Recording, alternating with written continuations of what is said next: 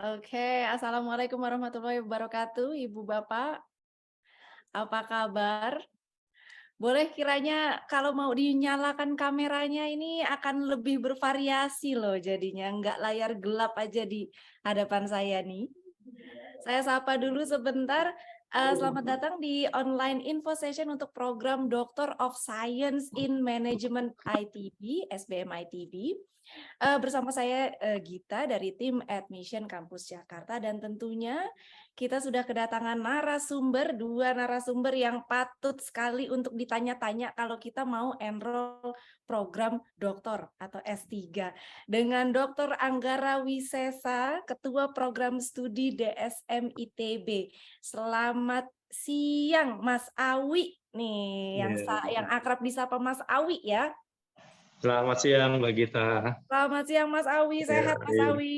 sehat-sehat. You look so gorgeous this morning. Aduh, thank you so much because of the lighting. Mas Awi, ini udah banyak banget nih saya kalau lihat di sini partisipannya ada 41 participants nih.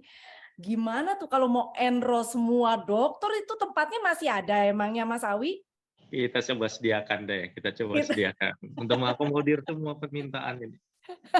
Nah, ini janjinya seorang kaprodi. Kita nyebutnya ketua program studi itu dengan kaprodi. Kaprodi Doctor of Science in Management dengan Dr. Anggara Wisesa. Dan satu lagi ya narasumber saya siang ini adalah Pak Adi Munandir. Selamat siang Pak Adi. Selamat siang Mbak Gita, selamat siang semua teman-teman. Udah lama banget nggak ketemu Pak Adi, nih belum kuliah lagi nih ya, habis libur lebaran kayaknya nih ya. Iya Mbak, kemarin kita baru kuliah di Bandung semua, di SN8. Nah, Waduh, nanti kembali lagi ke Geraha Irama ya. Untuk teman-teman atau rekan-rekan ibu bapak, untuk yang DSM di Jakarta, ini kita ada di Geraha Irama lantai 12, ini di kawasan Rasuna Said. Jadi memang downtown campus kita nyebutnya ya, Mas Awi dan Pak Adi. Pak Adi nanti kita akan ngobrol-ngobrol nih ya, kenapa sih Pak Adi nih ya udah saat ini Director of Marketing and Supply Chain PT Semen Indonesia nih ya. Tiba kok ya daftar DSM gitu ya. Apa yang menggerakkan hati gitu ya. Kok jadi mau sekolah lagi setelah long atau enggak various working experience that you have gitu ya Pak Adi ya. Nanti kita akan ngobrol-ngobrol tentunya bersama narasumber, tapi sebelumnya silakan aja Ibu Bapak apabila nanti ada pertanyaan di saat kita presentasi program atau kita ngobrol-ngobrol, kita akan santai aja nih ya. Ngobrolnya gitu ya, nanti aja pas kuliahnya yang serius gitu ya Mas Awi. Kalau yang sekarang mah kita santai-santai aja nih. Pak Adi juga santai-santai aja ya. Nanti masuk semester berikutnya baru nih kurang santai gitu ya. Nah, kita ngobrolnya akan santai-santai aja. Jadi kalau misalnya ada pertanyaan silahkan digunakan chat box-nya boleh, dan juga atau future raise hand. Oke. Nah, untuk kesempatan pertama Mas Awi boleh ya kita program presentation dulu ya dari Mas Awi untuk program Doctor of Science in Management, tapi in particular di kampus Jakarta karena ada sedikit perbedaan nih ya. Katanya kalau di Bandung tuh akademik gitu. Kalau Iya. di Jakarta lebih profesional. Nah, ya udah deh kita langsung dengerin aja nih Mas Awi, Ketua Program Studi DSM ITB Dr. Anggara Wisesa. Silakan Mas Awi. Okay. How long do I have? Ini kita sebenarnya cuma ada 1 jam aja, dan Okay, kita 5 minutes. beratkan 5 menit. 5 menit, perasaan tadi saya cek slide-nya tuh banyak loh. Nah nih saya Okay, nggak okay. ngerti nih di skip-nya di mana nih. Silakan aja Mas Awi, 15-20 menit still doable lah ya for your presentation gitu ya. Nanti kita akan lanjutin sama tanya jawab. Mangga Mas Awi. Alright, thank you very much Mbak Gita, and very good morning Bapak Ibu. It's my pleasure, and ya, suatu kebahagiaan buat saya untuk bertemu dengan Bapak Ibu meskipun ini di ruang virtual. Hopefully we can meet in face to face mode ya, in another time. Okay, thank you very much for Mbak Gita as the master of ceremony of these info sessions today. And I believe, do you know that there are only less than 1% of Indonesian citizens who are doctors. Hanya kurang dari 1%, atau bahkan kurang dari 0,1% orang Indonesia itu yang meneruskan pendidikan ke S3. Dan saya percaya itu bukan suatu pilihan sebenarnya, tapi suatu panggilan. Because you are chosen one, the chosen one. Yeah, because it is not because you wish to continue your study, doing some college works and some dissertations, research, and get the title of doctor, but because you have kayak katakan suatu panggilan hidup ya untuk menjadi seorang dokter, and you must be proud of it that you are going to be that part of less than 1% of Indonesian. Okay, let me share some of my presentations.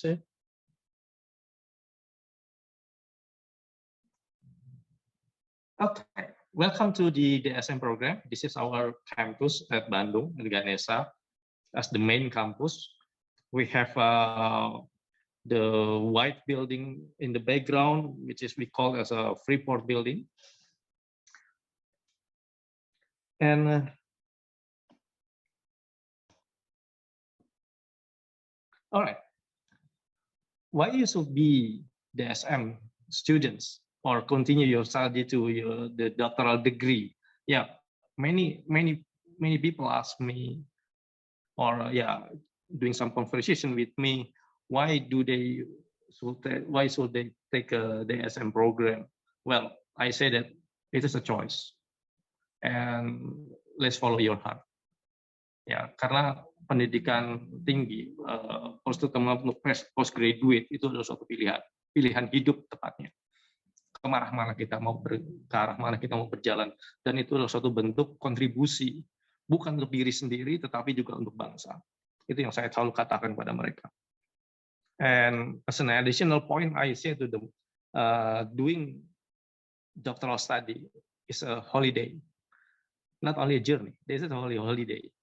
Ya, menikmati perjalanan setiap momennya, terus kemudian di akhir kita bisa cerita banyak hal kepada orang lain, apa yang sudah kita pelajari, apa yang sudah kita alami. Sama seperti kalau kita pergi berlibur gitu ya, karena kita sudah liburan panjang, kembali ke rutinitas sehari-hari, kita bisa cerita banyak hal, kemarin saya begini dan begitu. That's what we do. That's what I say, that we are contributing to the nations, to the betterment of life of our people. Ya, kontribusi kepada ilmu pengetahuan, tapi juga kepada dunia praktis. That's why we need you as the professionals in the DSM program. And this is our vision and mission, why we are here, to develop students to be innovative leaders and disseminate knowledge for the betterment of business, government, and society. That's our dream. And I hope we can do it together. Yeah, not only us as the academicians, but you as the professionals. And as introduced by Mbak Gita, I'm currently assigned as the head of the DSM program, helped by my teams here in Bandung and in Jakarta campus. I'm sorry, Mbak Gita, I don't have your photo here. Maybe I can add in another presentations. Now, what we have for you, well, we are working together with faculty members graduated from, they have PhDs from international universities around the world, and we have curriculum developed. We develop the curriculum following the international demand of doctoral study. Yeah, as you know, we are accredited by the AHSB, and proudly we announced we can say that there are only less than 6% of the business schools in the world get this AHSB accreditations, and we are part of it. And we have some international exposure programs by visiting international professors as a visiting professors and doing some international colloquium to give international exposure for the students. And of course, this is a great opportunity for you if you to build international networking, not only in the terms of academics, but also in industries. And we do some research collaborations with not only with the professors, the universities, but also with industries, with institutions, with governments, and so forth. Okay. Now, what kind of students we are going to, or what kind of graduate that we have? We have a dream, and this is our competency goals and learning objective of our DSM program.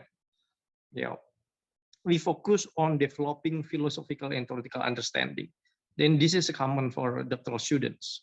Yeah, you expand your knowledge, you expand your skills, not only at the practical level, but deepen to the philosophical and theoretical understanding.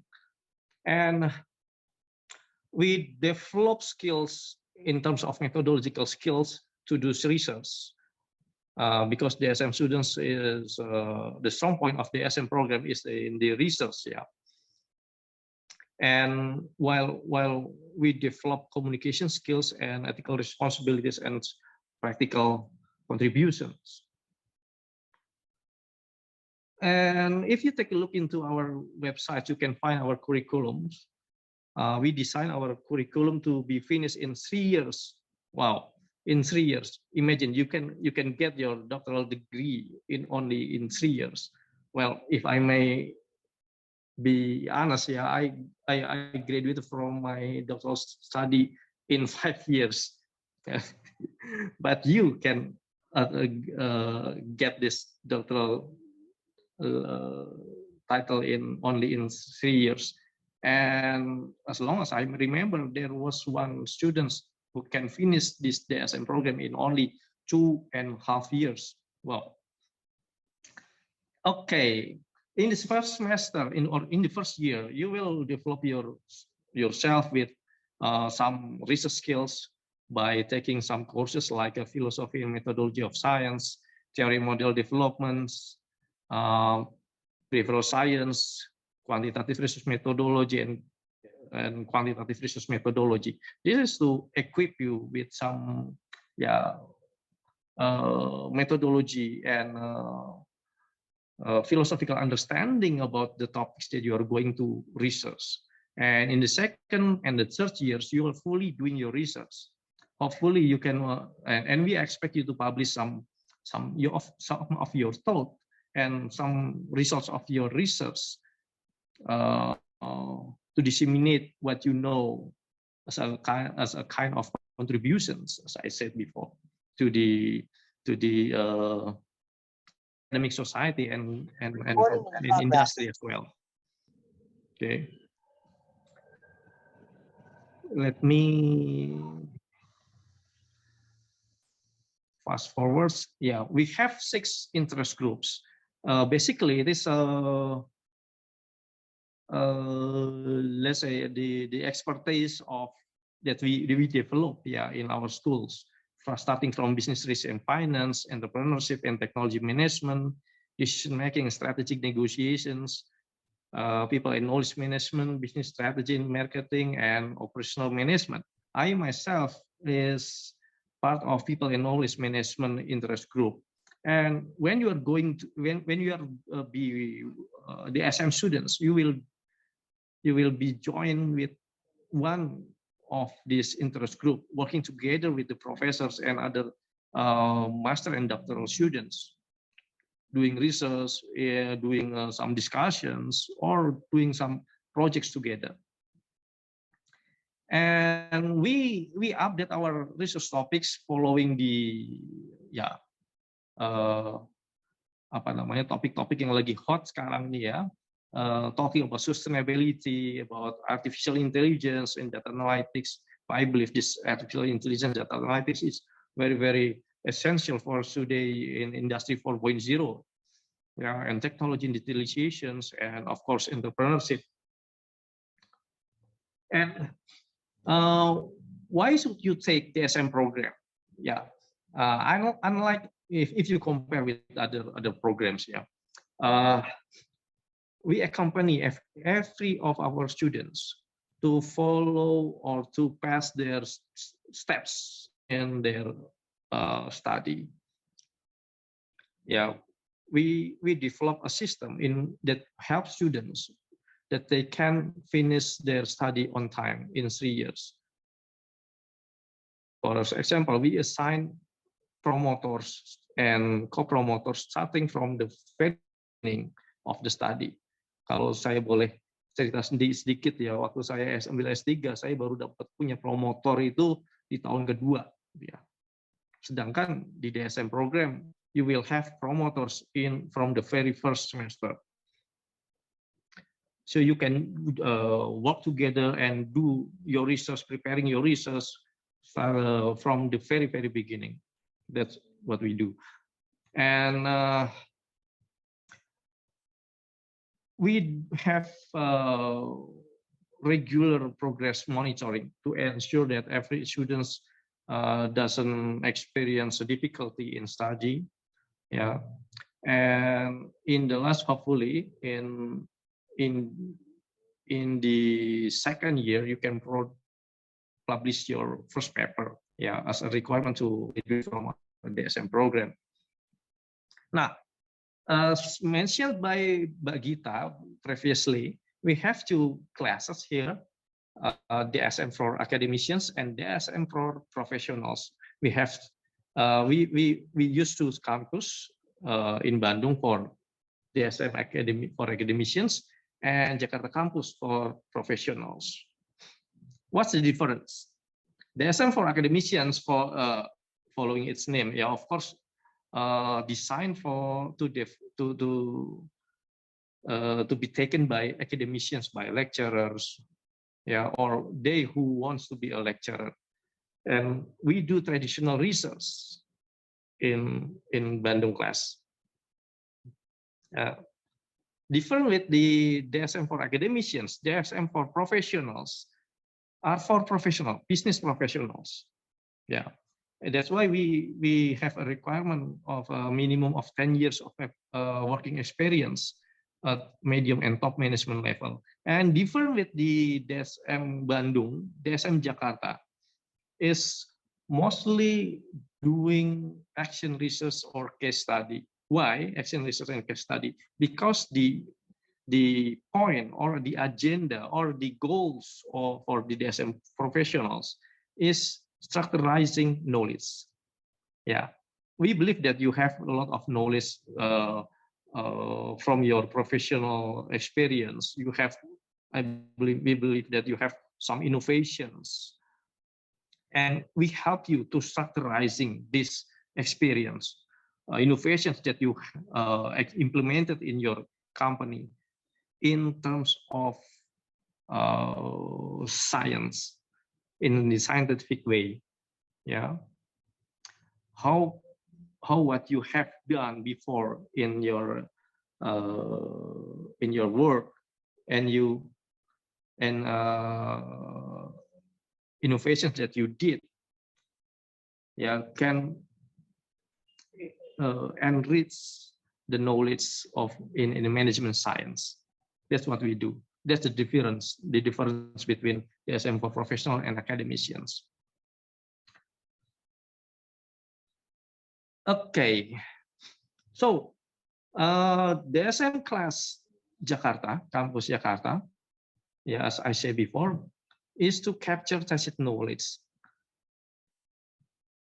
from your experience, from your experience in the past, or maybe you have some problems related with some industries that you experience, and together with the professors, we try to solve that problem through action research.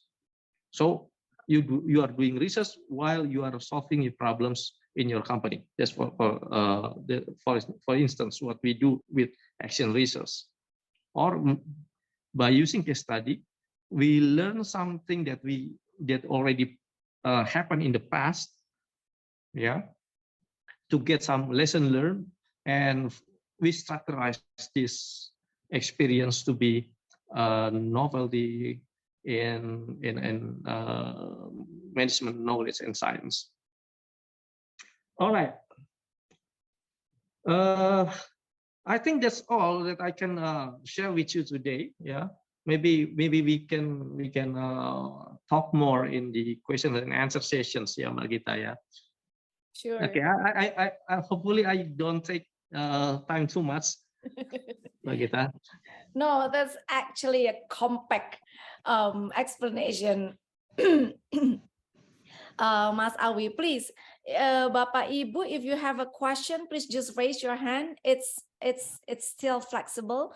You would like to answer in question in English or in Bahasa, because 100% teaching and learning activities in this DSM program will be using English, ya, Mas Awi, ya.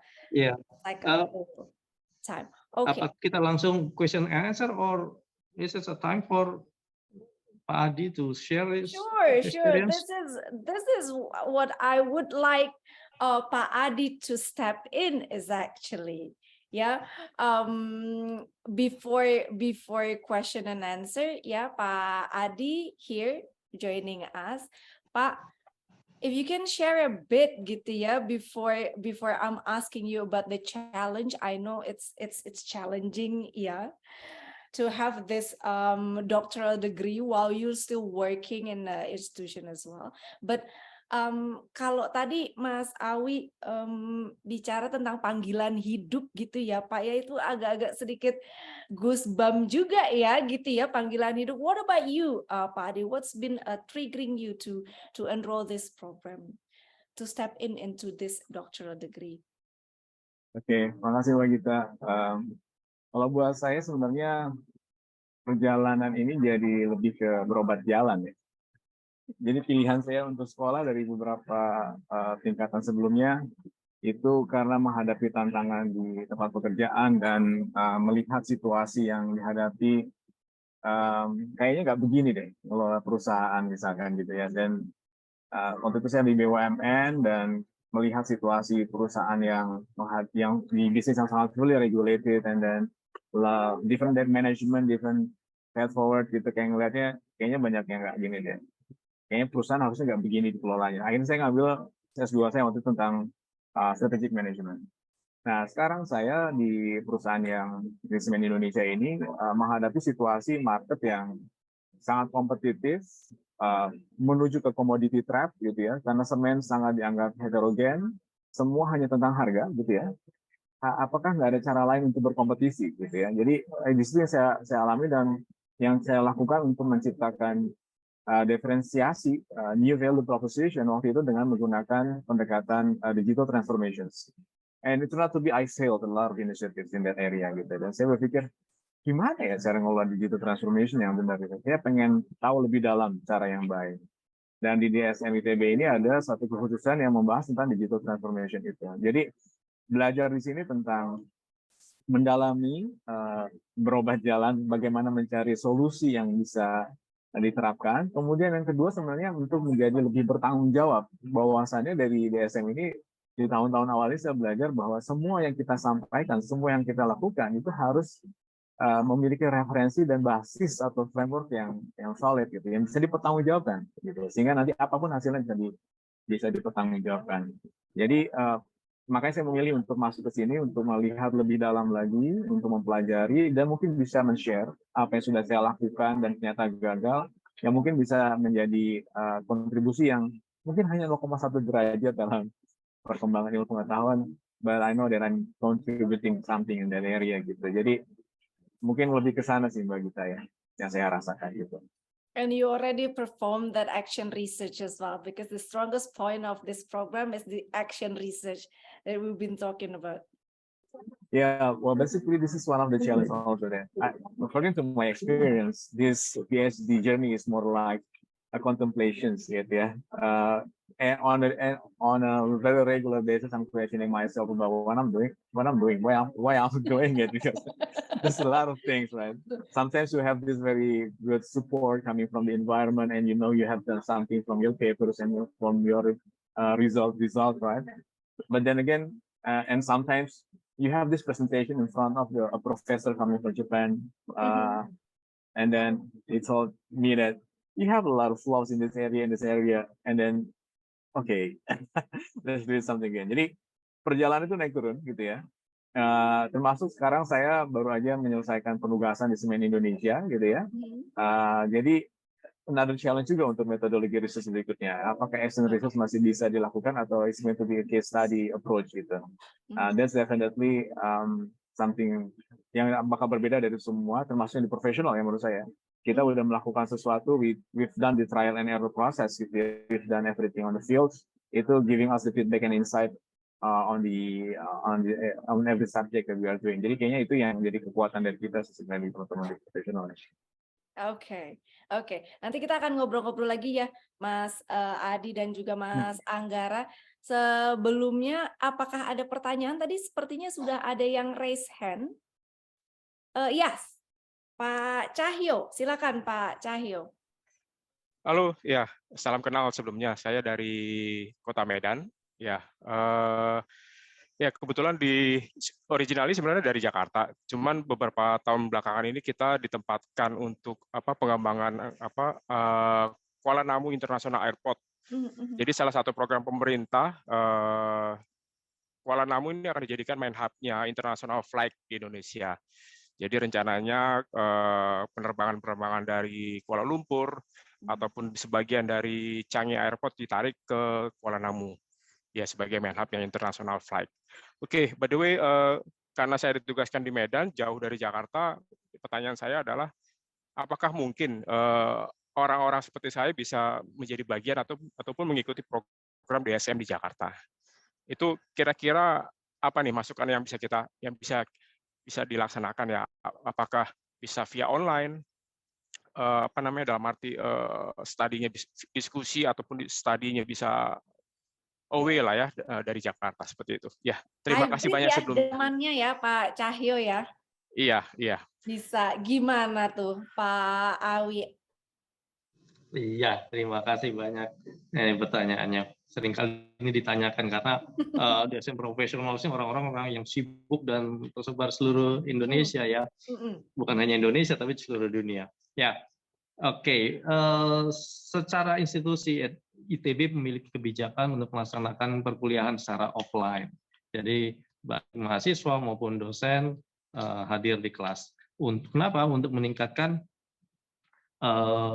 aura akademik gitu ya. Karena dengan berkumpul bersama secara offline itu akan mendorong adanya diskusi yang lebih intens gitu ya. Tetapi in practice mungkin Pak Adi bisa cerita bagaimana kelasnya di kelas. Nih karena kelasnya Pak Adi demikian diverse ya Pak Adi ya. Iya Pak Adi. Di kelas saya di kelas. Ya, pertama mungkin di kelas saya nggak semuanya di Jakarta, bahkan ada yang di luar negeri juga, ada satu orang yang di Saudi Arabia, kemudian ada juga beberapa teman di Freeport yang setiap kali kuliah itu dilakukan secara online gitu ya. Jadi ya lokasi kayaknya nggak jadi masalah. Terus yang kedua, diskusinya memang kita melakukan kegiatan kelas kadang-kadang di offline di Jakarta, kadang-kadang online gitu ya. Kayak kemarin kita juga ke Bandung, itu kita lakukan bergantian atau sesuai dengan kesediaan atau kesiapan kondisi kita saat itu gitu. Jadi sangat memungkinkan. Tapi itu nggak menghalangi kita untuk bisa berdiskusi, karena untuk misalkan antar teman yang punya research interest yang sama, kita sering berdiskusi juga secara terpisah, dan kadang kita juga melakukan konsultasi bimbingan colongan-colongan dengan para dosen di kampus Jakarta gitu ya. Itu yang kita sempetin supaya kita tetap mendapatkan semangat yang sama dan dapat drive-nya di akademik gitu Pak Awi. Ya, terima kasih Pak Adi. Jadi demikian ya Pak Cahyo ya. Jadi situasi kondisi jangan menjadi hambatan untuk tetap belajar. Intinya itu ya. Kalau misalnya ini pengen datang ke kampus ketemu teman-teman, terus satu kesempatan yang baik. Tapi kalau sedang ada kesibukan pekerjaan, tetap bisa mengikuti perkuliahan meskipun harus menahan rindu ketemu teman ya, hanya bisa lewat monitor, atau kayak seperti kemarin kelasnya Pak Adi, waduh di Jakarta terus jalan-jalan ke Bandung, kampus Bandung, akhirnya kuliah di Bandung. Ya lebih ini ya, menciptakan perkuliahan itu lebih variatif gitu ya, tidak bosan satu situasi tertentu. Kira-kira gitu ya Pak Cahyo ya. Baik, Tapi baik. memang belum Terima kasih ada banyak. ya Pak Awi ya, untuk DSM online ini belum ada ya. Memang ya karena peraturan yang tadi disebutkan dari ITB, Betul. memang perkuliahan itu harus offline nih Pak Cahyo gitu ya. Dan belum ada juga hybridnya gitu ya Pak Awi, especially waktu pandemi sudah dinyatakan tidak ada lagi gitu ya. Berarti kalau misalkan nanti Pak Cahyo mau kuliah gitu ya, itu memang 1 tahun pertama ya Pak Awi ya, karena kan kita Paling udah 1 tahun tahu nih, pertama. 1 tahun pertama memang 1 tahun masuk kelas nih Pak Cahyo, jadi harus present in the class gitu. Oke, well noted. Iya, Terima untuk kasih. tahun kedua dan tahun ketiganya, nah kalau mau colongan kayak tadi Pak Adi ya, yang hanya ketemu sama dosen sama promotor kita sebutnya ya, promotor atau enggak promotor itu diperbolehkan untuk online maupun offline, gitu ya Pak Awi ya, mudah-mudahan aku nggak salah nih. Betul sekali Mbak Gita. Terima kasih. Iya, ditunggu nih Pak Cahyo kalau misalkan dari Kuala Namu mau langsung daftar nih ya program DSM. Dan perlu saya ingatkan lagi, ini sebenarnya kita udah gelombang ke 1, 2, 3 dan mau ke gelombang 4 gitu ya. Jadinya kalau misalkan mau mendaftar ini harus buru-buru karena juga ada persyaratan-persyaratan lain seperti TPA dan juga TOEFL yang lumayan tinggi nih Pak Awi. Nih berapa coba, inget nggak nih Kaprodi yang baru nih, inget nggak nih TPA sama TOEFL-nya berapa nih? Berapa ya? Berapa ya? Aduh, Kalau tolong nih, coba saya punya Pak Adi ingatan yang masih lemah inget tentang nggak angka. TPA dulu berapa? TPA berapa ya? Waduh, 550 atau betul 550. sekali. Jadi TPA-nya harus 550 dan juga TOEFL-nya juga 550 gitu ya. Dan sebelum apply, tolong gitu ya TPA dan TOEFL-nya diambil dulu gitu ya dan masuk ke minimum standarnya dari ITB. Sudah ada lagi yang angkat tangan, boleh Mas Fazlur Hasan, silakan. Boleh. Thank you, Pak Awi, Pak Gita, Mas Adi. I have an administrative question and financing question, and I have another question in related to my personal background. The first is on the administrative, is on scholarship. Is there any scholarship? Is there any experience from the DSM partnership with LPDP, Pak? Because one of I saw the one of the program that is offered by LPDP is Doctor in Science Management, but on professionals, that specific question, Pak. And if so, is there any experience prior to this year? The second is the 10 years administration for experience something that is fixed. I have around 9 years of experience, and I'm planning to start early next year, I believe. So that's on administrative side, Pak. On my background itself, I'm more on the public sector, but I would call myself a strategist and a generalist. So I like to be involved in strategic decision making, and I believe this a program specifically on decision making and negotiation is one of my interests. But again, that's my sector is more on that public side, and I do have networks on data sets probably that I can reach out to that sector, but now I'm not currently a public officer in that matter. I'm now in a research think tank. But yeah, with what you explained, I don't have like direct access, but I have the network to access that. And I'm interested in management and in the public sector and decision making in the public sector. So is this something that the DSM is open to profiles like myself? Thank you. Go ahead, Mas Awi. Wow, ini pertanyaan banyak sekali ya. Pertanyaannya panjang. Iya, baik. Boleh saya jawab yang Boleh. ini dulu ya? Boleh, semuanya juga boleh asking kita. about the scholarship of LPDP, Yeah. Pak Fazur. Well, for LPDP in Campus Jakarta, still cannot be done because if you wish to have the LPDP scholarship, it needs to be in our main campus that is in Bandung. Yeah, so in Jakarta there will be like the same thing. Either DSM, either MBA, we don't have the authority to have the LPDP scholarship. It's in our main campus. Okay.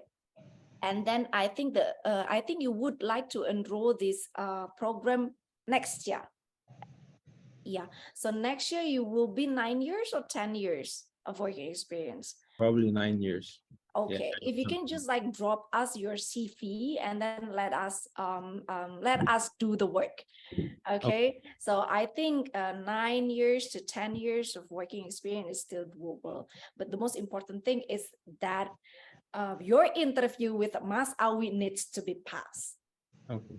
Okay, so that's and we're going to discuss more about the dissertation proposal because so many questions regarding to that as well. Yeah, Mas Awi, please go ahead on the second question, Mas Awi. Ya, ini apa namanya di DSM program itu sangat variatif ya ini bidang risetnya ya. Termasuk bahkan tadi pagi saya mewawancari 2 orang memiliki minat melakukan riset bukan di sektor mining, bukan hanya di sektor energi, tapi juga di sektor industri apa itu ya perfilman, industri perfilman. And don't worry, we have so many students who has their background as the public sector ini ya professionals. Dan kita melakukan itu dan kita memiliki apa namanya center research center yang berkaitan dengan kebijakan publik ya itu kan tentu sangat menarik untuk apa namanya berdiskusi tentang hal itu di public sector tentunya. Jadi kami terbuka dengan segala suatu industri, semua bisa dibawa ke dalam dibicarakan dalam ranah manajemen. Dan itu akan menarik sekali untuk menjadi bahan diskusi. Kita saling bertukar pikiran dan bertukar pengalaman dari berbagai macam sektor industri yang berbeda. Okay, Pak. Thank you for the answer. You're very welcome. Dan menyinggung sedikit tentang disertasi proposal nih Mas Awi sebagai because if you want to enroll the program of DSM not only TPA TOEFL gitu kan ya Mas Adi juga bisa relate sama pengalaman sebelumnya nih ya. Tapi harus ada disertasi proposal disertasi ya kalau saya nggak salah. Ini yang harus disubmit dan nanti interviewnya adalah based on itu gitu ya, Mas Awi dan Mas Adi. Ini sebenarnya komponen apa sih yang harus ada di proposal disertasi tersebut? Apakah harus like, wah datanya real data yang harus udah dibuat sedemikian detail gitu ya?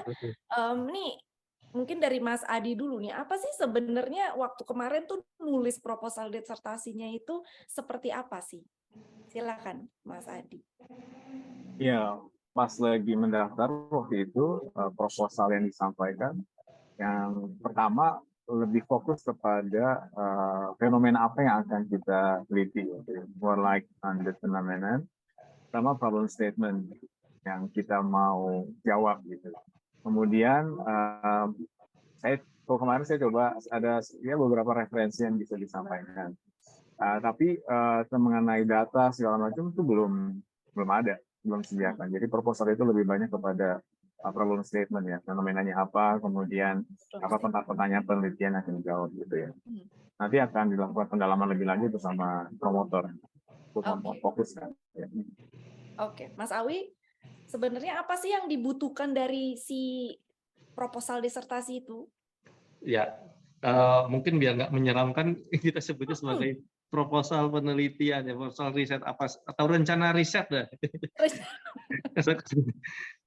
Karena kalau kita udah dihadapkan pada namanya proposal disertasi itu, waduh, Pak Adi juga deg-degan ya. Soalnya namanya itu tuh proposal disertasi proposalnya mau kemana gitu kan proposal, dan itu masih bisa berubah ya Mas Awi ya? Bisa. Jadi memang di tahap seleksi awal kita membutuhkan suatu gambaran tentang arah minat calon mahasiswa ini mau melakukan riset apa, eksplorasi fenomena apa yang tadi dikatakan oleh Pak Adi, problem apa yang mau diangkat. Itu yang mau kita lihat. Kedua adalah kemampuan akademik. Karena di dalam perencanaan riset itu ada kita akan melihat kemampuan calon mahasiswa untuk mendefinisikan tujuan dan pertanyaan penelitian yang mau dijawab. Kemudian kemampuan untuk melakukan analisis, ya, kemampuan untuk membaca literatur. Itu yang diharapkan muncul dari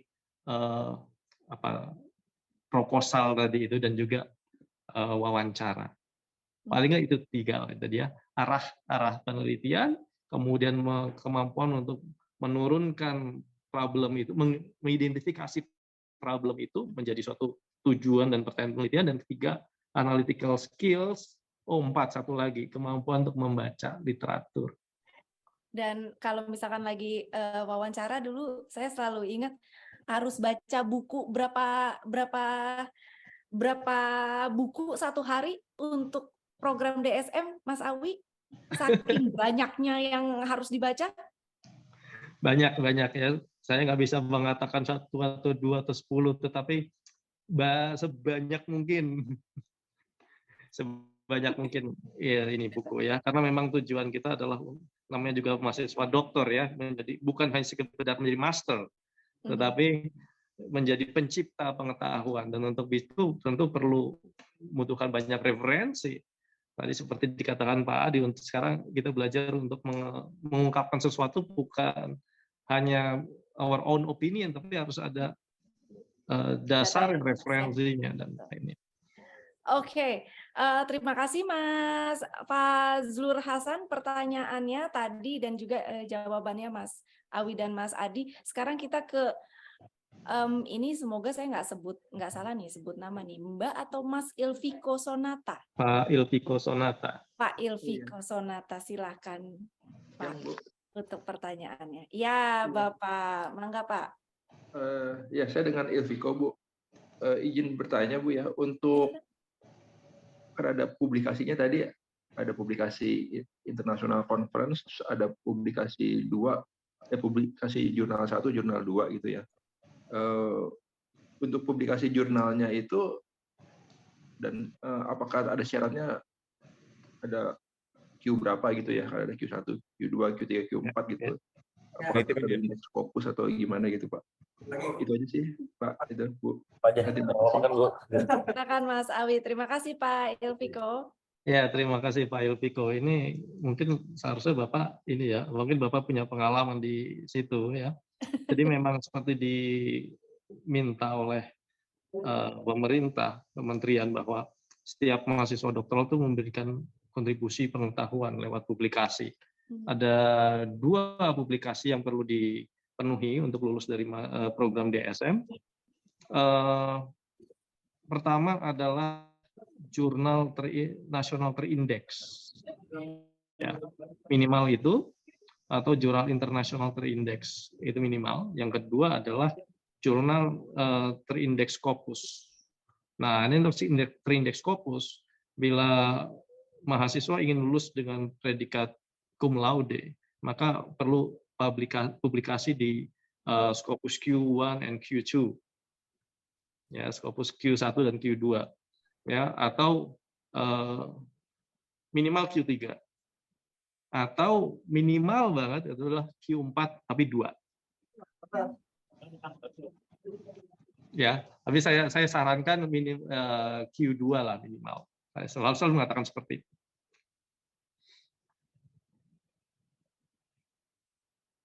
Oke, hope it's answer your Terima kasih, question ya Pak Ilvika. Iya, terima kasih Pak. Terima kasih. Jadi bisa siap-siap ini kan nulis-nulis, belajar nulis dulu Pak. Saya Terima kasih, Pak. doakan yang terbaik Pak Ilviko ya. Iya, terima Silakan kasih, Bu. untuk yang selanjutnya Pak Coki. Halo. Halo Pak. Aduh, saya geser dulu Saya ini mau menyapa Mbak Gita nih. Apa kabar? Alumni. Wah, Jadi alumni. malu nih. Setelah Gimana Mas Coki, sehat? Baik. Aduh, masih Gimana? terlihat seperti sama 12 tahun yang lalu ya. 12 tahun yang lalu, aduh, terima kasih ya. loh, ini sama loh Mas Coki. Iya. Gimana, udahlah nggak usah tanya-tanya, mau tanya-tanya apa ini langsung aja daftar. Kalau alumni ya. Alumni dapat diskon nggak ini? Gimana nih Mas Awi, diskon lagi Mas Awi? Salam kenal Mas Awi. Aduh. Salam kenal Pak Coki. Ya, soal diskon silakan ke Mbak Gita. Iya. Iya, karena saya Blemba nih ya, dulu udah 12 tahun yang lalu ya. Kita 2010-2012 dan sekarang nih ngelihat istri lagi sekolah S3 juga di UI, jadi kayaknya seru banget gitu. Jadi begitu ada undangan ini buat di link di Instagram ya. Mampir sambil kerja mau ketemu nih dengan siapa-siapa. Nah, mungkin pertanyaan saya sih, saya lagi ini juga nih belum really decide mau ambil S3 ini ya. Tapi mungkin pertanyaannya adalah kalau saya kan full profesional sekarang di dunia kesehatan ya, dan mungkin jadwal juga tight, tapi weekend kayaknya sih bisa gitu. Jadi sebenarnya day to day-nya gimana sih kalau program ini berjalan, dan itu pertanyaan pertama. Dan yang kedua mungkin juga saya lagi consider juga mau lihat nih comparison juga dengan tetangga sebelah dengan UI, kira-kira apa sih yang probably perbedaannya gitu. Mungkin itu simpel aja pertanyaannya. Thank you Mas Awi, Mbak Gita, sehat selalu semua. Terima kasih Mas Coki, mudah-mudahan ketemu ya nanti ya Mas Coki ya, udah jadi student di sini ya. Kan istrinya udah di UI, ngapain suami istri jadi di UI semuanya? Iya, ya makanya kan mau ini nih comparison, maksudnya gimana sih? Kalau dulu Mas saya ingat ketika zaman Blemba mungkin DSM masih pertama ya di kampus. Iya, di Bidakara kita dulu ya. Bidakara kita dulu kan, sekarang udah canggih gedungnya kayaknya. Udah canggih gedungnya nih, belum nih lihat tuh Mas Adi aja udah senyum-senyum nih.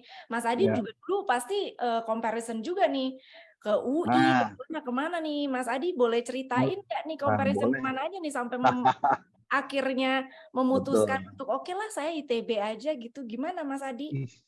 Waduh, dilempar saya jadinya. Ya, jadi ini ya review.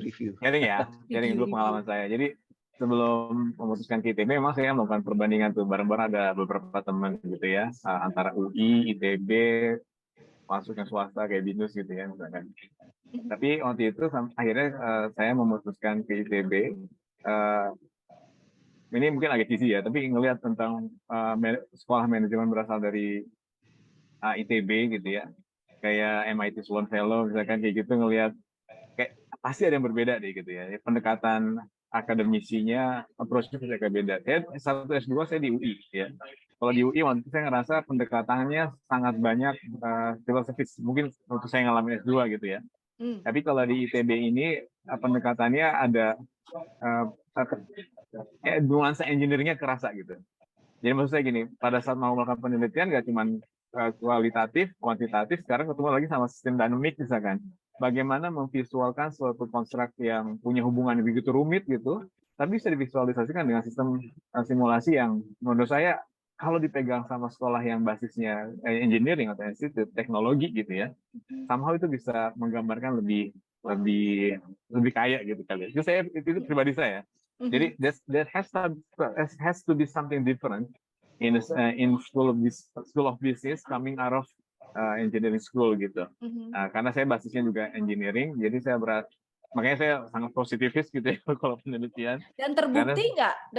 Ya, definitely. Karena saya juga dulu sempat ngobrol sama Pak Kuntoro misalkan tentang sekolah ini tentang apa sih gitu kan, tentang menstrukturkan ilmu pengetahuan, pengalaman, knowledge yang tadi ada menjadi suatu produk ilmiah yang bisa dipertanggungjawabkan dan di-share itu somehow itu sesuai dengan apa yang saya pikirkan gitu ya. Karena banyak sekali yang dilakukan oleh teman-teman di profesional. Kita tahu when we do this, it works. But kita nggak pernah tahu why-nya gitu. And how-nya itu kita nggak tahu. Tapi intuitively gitu kita lihat, ini pasti bisa gitu. Nah di sini kita dikasih insight banyak tentang hal itu. Dan nuansa-nuansa analisis keteknikan ada di sini juga. Simulasi secara matematik yang tadi dibahas juga itu somehow memperkaya penjelasan tentang fenomena yang kita teliti sih. Sampai saat ini sih saya ngerasain ada bedanya gitu. Ada bedanya ya. Tuh Mas Coki itu jawaban dari Mas Adi yang nggak kayak Mas Coki nih. Mas Adi udah sampai ke BINUS ya kan, nggak hanya ke UI aja nih gitu. Jadi udah ada perbandingannya gitu ya. Dan kalau schedule day to day-nya gimana Mas Awi? Pertanyaan pertama kan yang kita tahu kan ya, DSM yang di Jakarta nih schedule-nya full weekend ya Mas Awi ya. Yeah. Hanya Sabtu dan Minggu, dan itu pun 2 minggu sekali gitu ya Mas Awi ya. Tapi hanya tahun pertama ya, 1 tahun pertama ya Mas Awi ya? Yeah, betul. Ya, this is another challenge ya, opportunity and a challenge. Karena bukan hanya dituntut stamina itu kuliah pagi sampai sore, Sabtu, Minggu ya. Tapi juga kemampuan untuk memahami lot of things in very short times. Tetapi itu adalah suatu yang saya banggakan dari mahasiswa DSM Jakarta adalah mereka mampu melakukan itu. Mampu melakukan itu semua. Awalnya saya ragu, bisa nggak sih belajar Sabtu, Minggu, pagi, sore, dan bacaannya dari jam tidak 8 sedikit. sampai jam 5 tuh ya? Iya, tapi itu bisa dilakukan. Artinya pengalaman profesional selama bertahun-tahun itu membantu para mahasiswa profesional ini untuk menyerap pengetahuan sedemikian cepat gitu ya. Dan itu yang membuat saya so amazed gitu ya, di DSM Jakarta students. Nah, dipuji loh Mas Adi loh. Jangan sampai turun loh nilainya, jangan sampai harus selesai dalam dikasih challenge. Coba Mas Awi ke Mas Adi nih, Mas Adi mau selesai dalam berapa tahun ini gitu? Mbak Gita, tapi sebenarnya harus disampaikan atau di-highlight statement-nya Pak Awi sebenarnya. Sabtu Minggu, setiap 2 minggu, itu jangan dilihat sebagai peluang, wah berarti sekolahnya santai gitu kan ya. Tapi kalau menurut saya tentang taking this VAJ journey itu kayak kita lagi mau menciptakan pola hidup baru gitu ya. Jadi yang pertama itu komitmen, yang kedua disiplin sih. Jadi waktu itu Mbak Awi pernah share ke kita, kan jurnal tuh baca udah berapa gitu kan ya. Minimum 500 yang dibaca gitu kan ya. Orang kalau ngomong 1000 udah oke. Ya kita nganggap angkanya, wah gila parah banget gitu kan ya. Tapi begitu kita bikin new pattern bahwa setiap hari itu harus baca 1 jurnal atau 2 jurnal. Learn something every day gitu ya. Jadi begitu nanti ketemu sama 2 minggu kemudian ketemu lagi gitu ya. Itu kan 2 kali pertemuan 2 minggu langsung UAS UTS gitu kan ya.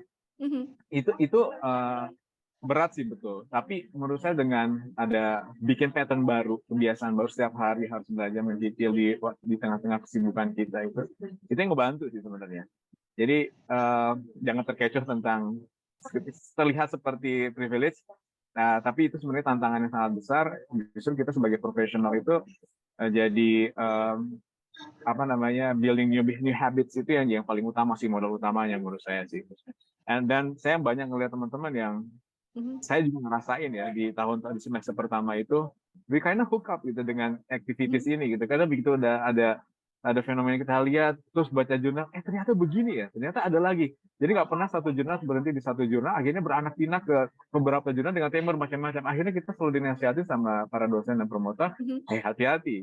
Di tahun-tahun awal, you like a kid on the candy store gitu. Lu mau ambil apa aja semua gitu. Kayak semuanya menarik gitu Mbak Gita. Akhirnya itu yang dibantu kita. Overwhelm ya?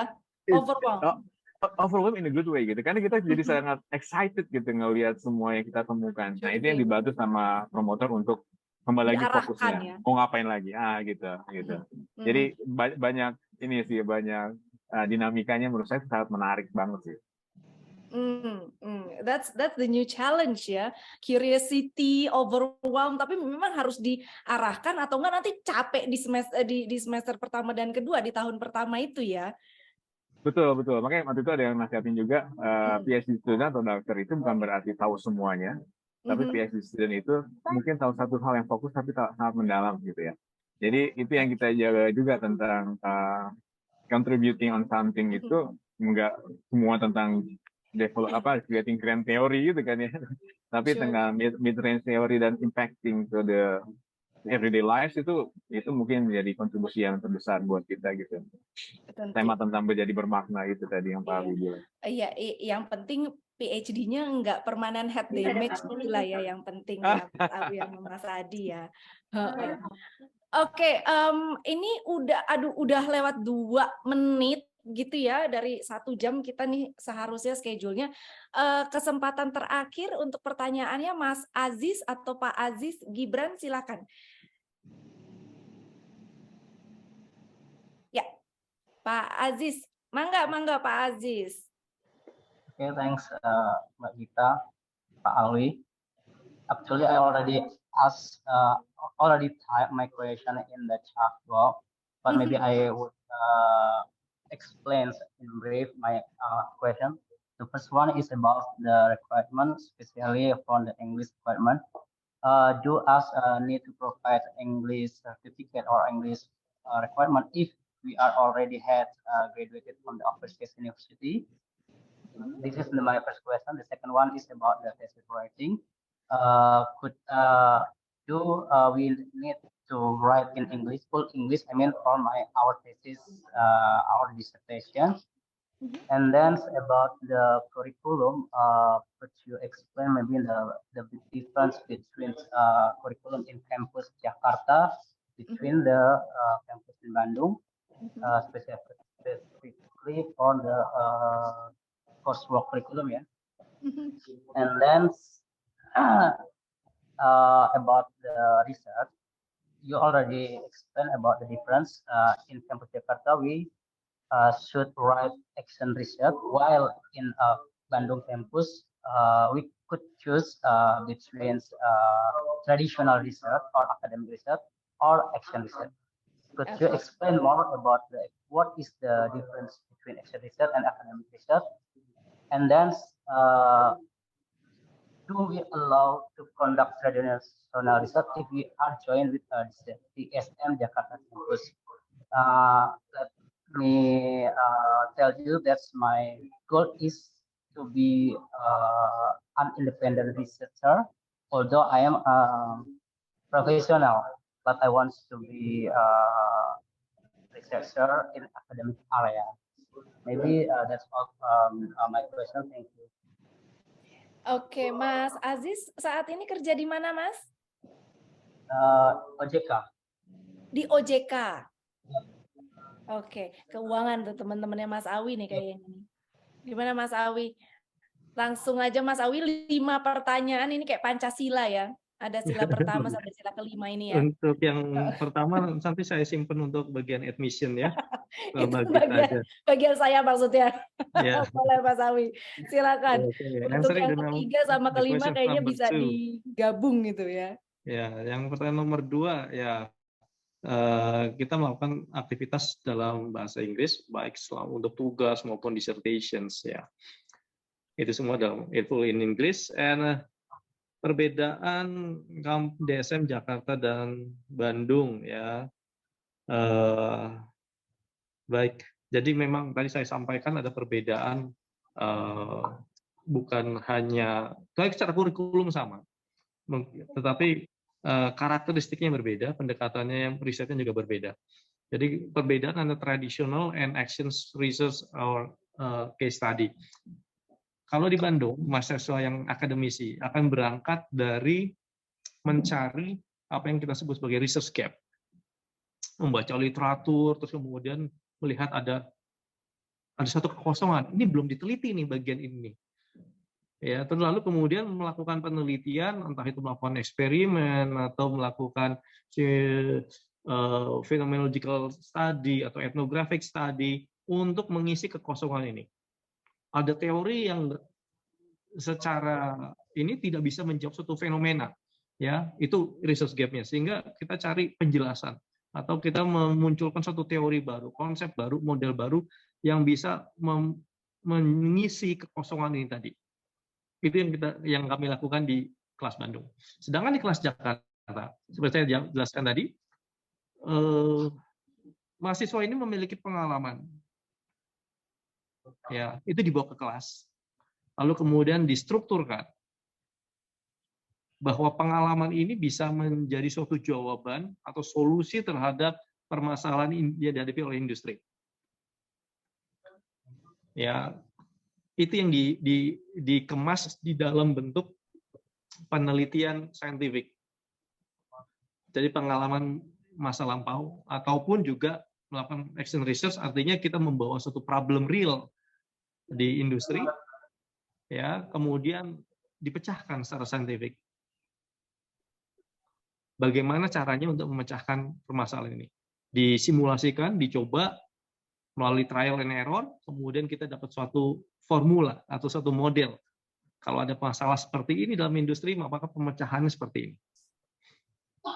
Itu yang kita lakukan di kelas Jakarta, dan itu yang menjadi kekuatan bagi program DSM Professionals. Jadi kontribusinya kepada masyarakat maupun industri itu langsung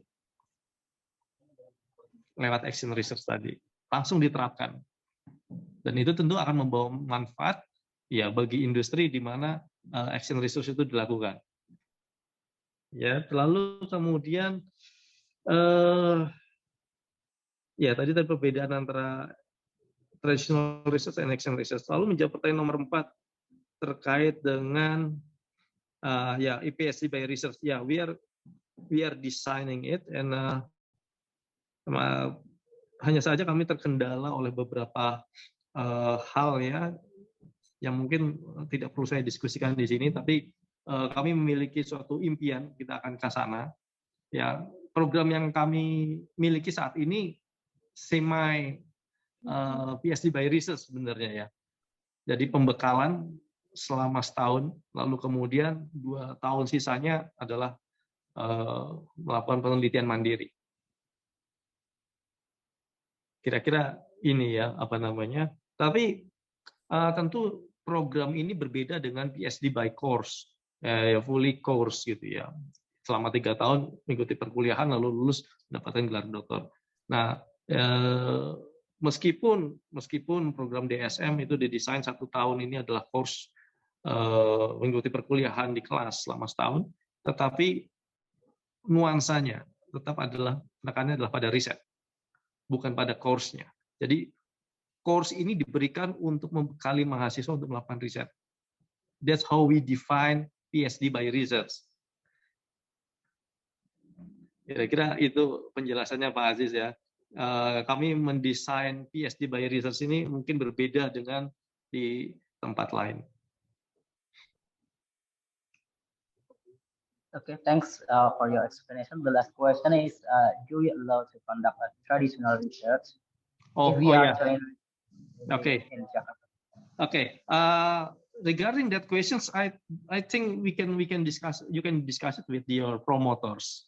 Yeah, as long as you have research problems coming from the real problems faced by an industry.